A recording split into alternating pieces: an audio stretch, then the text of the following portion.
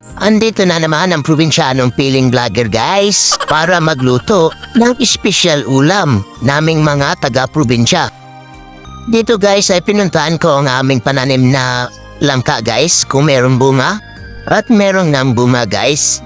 Dahil masipag tayo ng konti kay Juan, hindi natin nahayaan na titigan lamang ang bunga ng langka at aantayin ito na mahulog dahil may kataasan yung langka guys.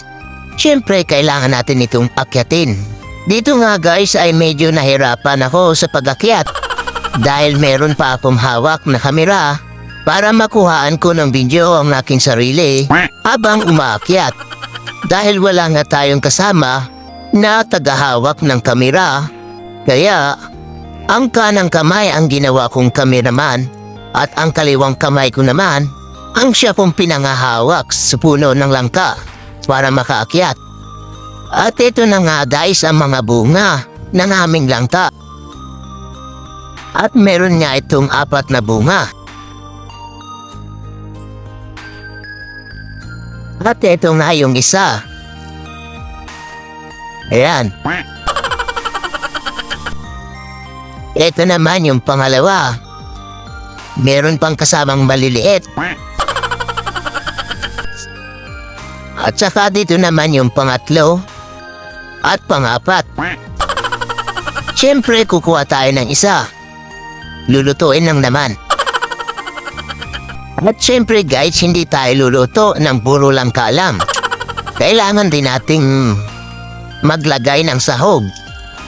So ang ginawa ko guys ay total malapit na rin yung sapa. Manap na lang ako ng suso dito sa sapa. At nung napahanap nga ako ng mga 2 basong suso, at ito nga ang gagawin kong pangsahog.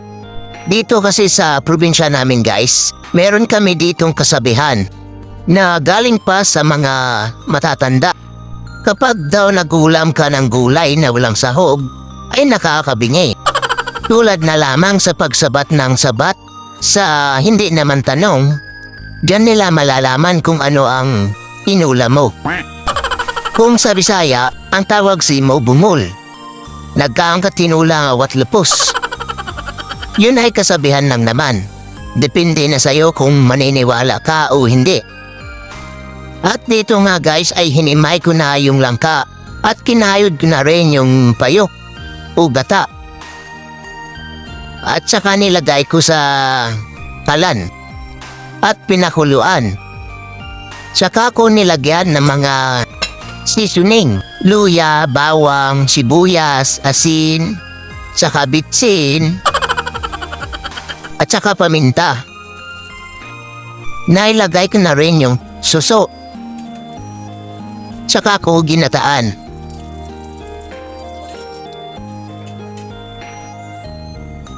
At dito nga guys ay naluto na yung special menu namin dito sa probinsya, ang linabog. At mukhang natuyo nga talaga.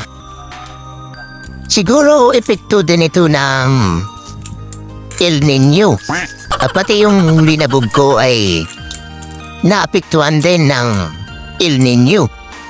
Kaya yan tuyo.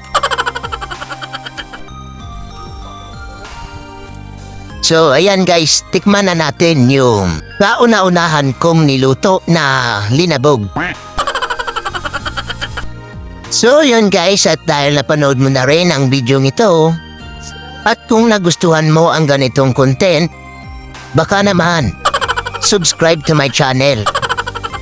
Yum yum yum yum yum. Delicioso.